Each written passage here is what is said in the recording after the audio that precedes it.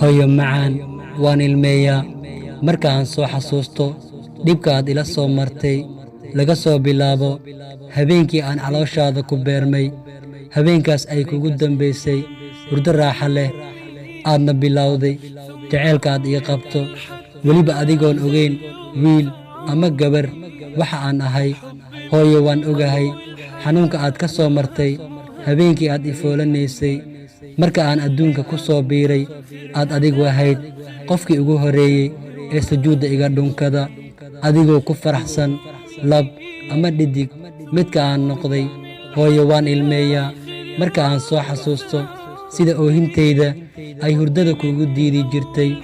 hooyo waan ilmeeyaa marka aan soo xasuusto sida aad u dareemi jirtay halka layga haayo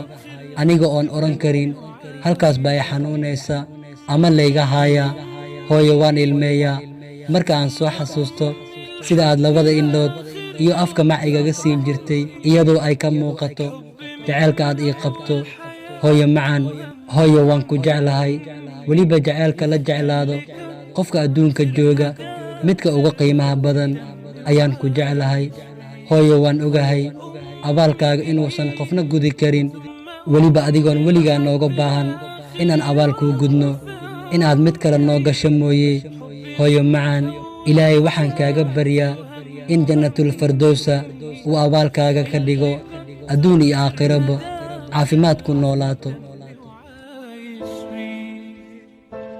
أعمل لها تمثال يلي طيبة قلبها فوق الخيال